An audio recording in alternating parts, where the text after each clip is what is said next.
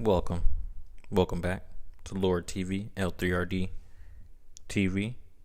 We are here to discuss a poor performance by my Real Madrid. Absolutely shit show. We got the win, but that was terrible to watch. That was a horrid game to watch. So let's go over it. Like I'd said in the match preview, it was always going to be interesting coming back from international duty. We got some rotations, but typically in Real Madrid style, after international duty, we are pretty bad. Now, I was hoping for, even though we were going to be pretty bad, we were facing the, 16th place team? So a relegation team, you would think and you would hope that it wouldn't matter. But the boys were not up to it. And luckily, we have Mbappe in our squad, and he pulled through. But just going over the starting lineup, I didn't see that Courtois was going to be sitting this game. So Lunin got the start, which is good for Lunin. He's a very solid goalkeeper. So it's good whenever he can get some minutes. Definitely trust him back there, and I don't think any of the goals, the two goals that Leganes scored, were his fault. It was more of just bad defending, bad transition defending.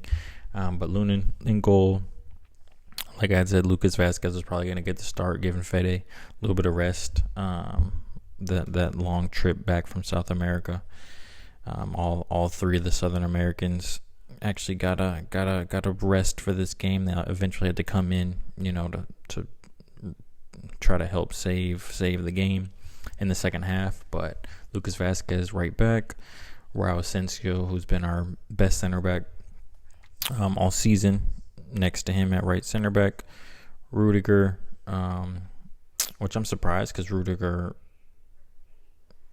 has his knee bandaged up, and I don't know what's going on with Alaba. Like, why isn't Alaba getting minutes? I'm not too sure what's going on with that, because I think this would have been a good game for Alaba to get some minutes, especially because he was on the squad list. So I'm not too sure what's going on there.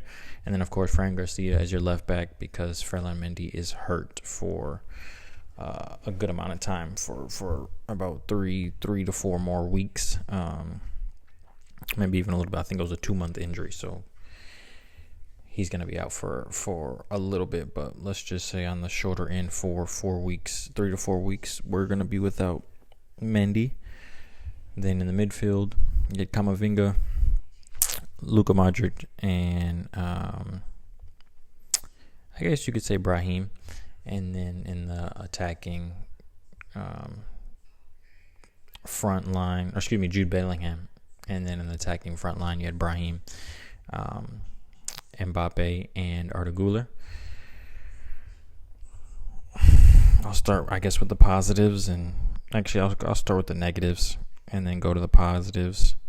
Per usual, Lucas Vazquez is just a liability, and I don't understand how he's a liability against one of the worst teams in the league, but he's a liability. His positioning is horrid. He's constantly just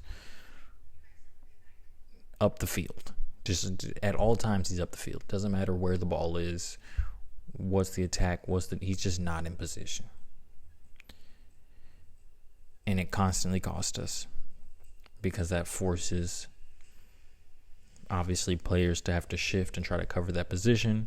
Then that makes our midfield weaker, because you have less bodies in midfield and they're getting outnumbered, and it's 1-2 pass, and teams have broken through our entire defense and are putting together a threatening transition attack.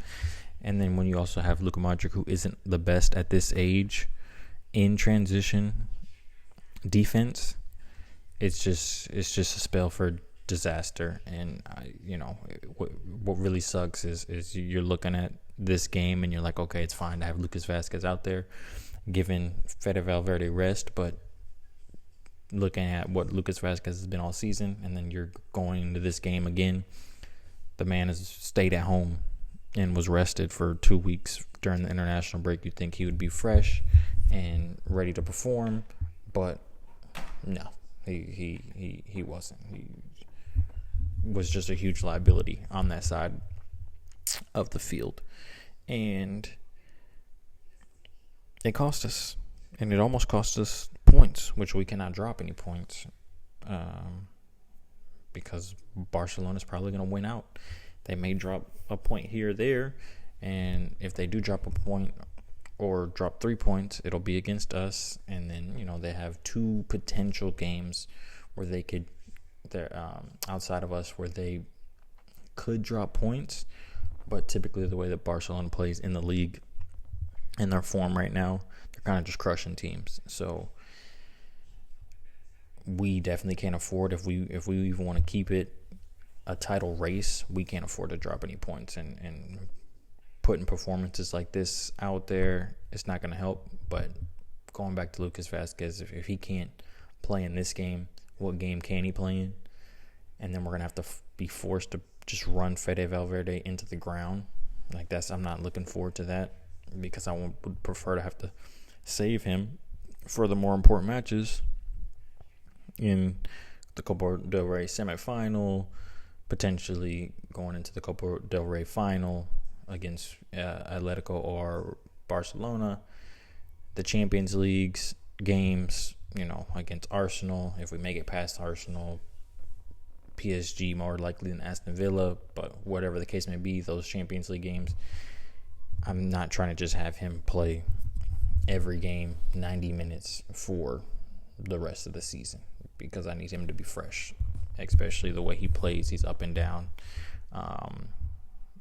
positionally very sound. So, but it's kind of looking like that with how bad Lucas Vazquez is, because it doesn't look too much like something's going on with Alaba. So, it's not even like we can push Raul Asensio to right back and then have Alaba and Rudiger playing defense. But then that puts a onus on Rudiger, who's already hurt and playing through injury. So it's just, and then Tchouaméni, it's just there's just too much stuff going on. One domino effect leads to another, and it's not looking good.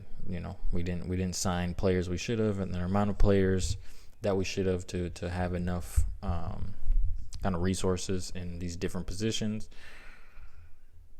and the fact that we just continue to bank on Lucas Vazquez being our secondary right back. Of course, Carvajal got hurt, so nobody was expecting Lucas Vazquez to play as many minutes as he's played this season. But the fact that we never signed anybody for that right back position to actually be a legitimate backup to Carvajal if something were to happen, we're in this position. Raul Asensio, solid. I think on one of the goals, I think it was the second one where he kind of got beat. Could have been better, but overall, I think he had a solid game. He was kind of stranded, so I can't really put too much on him. He was stranded the whole game until Fede came in, playing 1v2s on that right side. So, I can't really be too mad at him. I think he still did really, really solid. Rudiger was all right. He was solid for the most part. Once again, same with Raul Asensio. I think he might have had 1 or 2 plays where he could have did better. Fran Garcia was he was all right, but that left back position hasn't been too hot, regardless if it's Fran or Mendy. In all honesty, they've both been pretty mid all season. They've had stretches where they were good, but for the most part, they were pretty mid. Camavinga, I think he had a solid game. I think he's picked up a little bit of momentum from his past couple of games. So I'm happy about that, especially going into this crunch time. I think he's going to be now starting we can't start like Luka Modric cannot start in these important games because transitional defense. He just gets he's too old, and I would prefer to have him kind of coming in off the bench and being an impact sub anyway, and really kind of helping control games instead of when everybody's got energy and running back and forth and he's trying to keep up with players at his age right now. It's not the best position for him to be in, but it is what it is. Once again, it's against Leganes, so I don't mind him getting the start, but he definitely looked a little lost transitionally just because he wasn't tracking players correctly. He was just getting beat in transition, but I think that all stems from just mainly from Lucas Vazquez being out of position a lot of the times and the midfield kind of being overrun and overmatched numerically. So constantly, 3 or 4v2 in the midfield, 3v1, whatever the case may be, the midfield was just constantly getting overrun.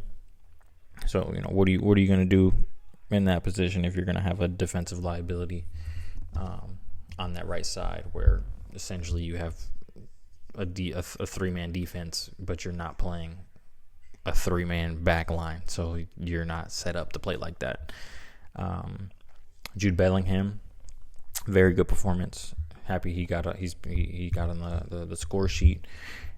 He's kind of in these last maybe 15 games is kind of where he's really gotten his goals, which is nice. I'd probably say maybe 12 to 15 games. He's really pretty much gotten all of his 8 or 9 goals, whatever it is, for the season. So he's been really good pretty much all season. He's just very solid defensively. He tracks back. Offensively, he makes things tick. So happy with his performance. Brahim, I thought, had a pretty lackluster performance. He was just kind of on the field.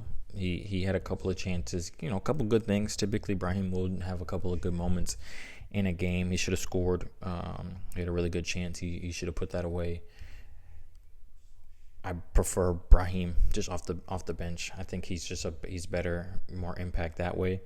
Him starting, he's had his moments. Last year he had some good moments in the Champions League and in certain games. Even this year he's had a couple good moments, but we see when he comes off the bench, he's just a better player. He's a better player running at tired legs, in that kind of chaotic state of the second half. So, but once again, it's against Leganes, so him getting the start, I'm not mad at, but I wish he could have impacted the game a little bit more. But he also did play a lot with Morocco. Both games he played a lot, so he didn't really get a break during the international break, but he should have been fresh considering that he isn't a starter. He should have been fresh and in momentum with rhythm, but it's Real Madrid after international break. It's honestly to be expected. Arda Güler had some good moments. Wasn't too mad at Arda's play in this game. Happy he got a start. Obviously drew the penalty, which gave us the lead for 2 seconds before they came down and scored.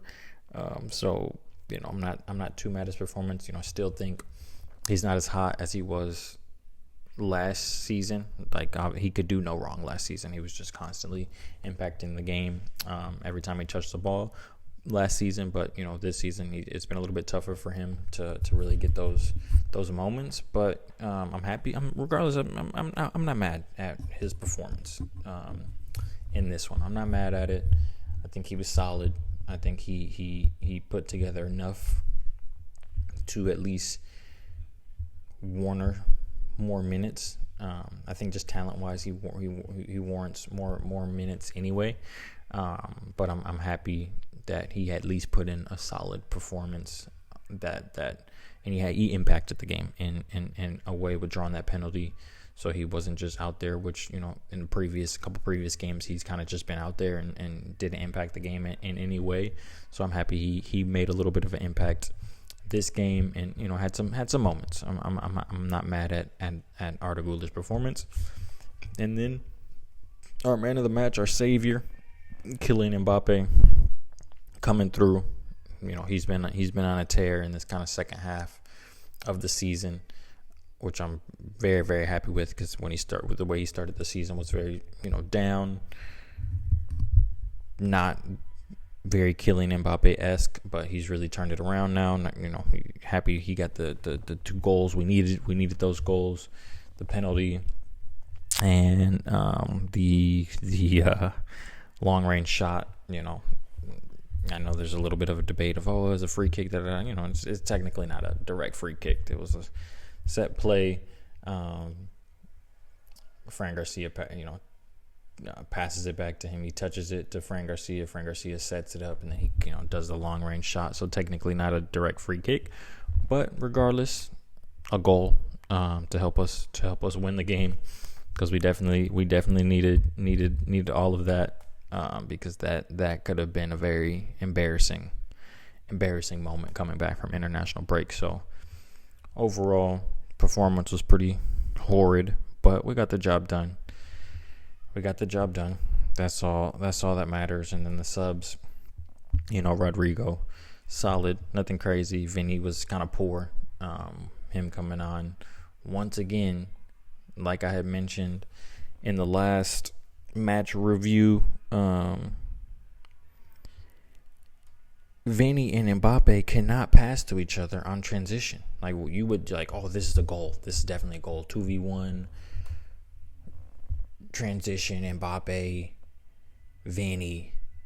It just they don't shoot right. They don't pass right. I don't know what is going on with that transition attack with them two in particular. Just doesn't result in a goal.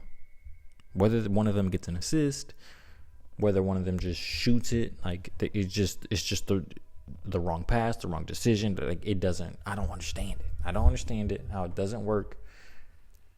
But it's constant. It's just been a recurring thing this entire season. When those two are on a break, I don't even get excited. I'm not even like, oh, this is a goal. In fact, I'm like, oh, this is not a goal. This is about to be some BS. We're about to just see a flopped transition attack. That should be a goal every time. Every time it should be a goal. And it's not.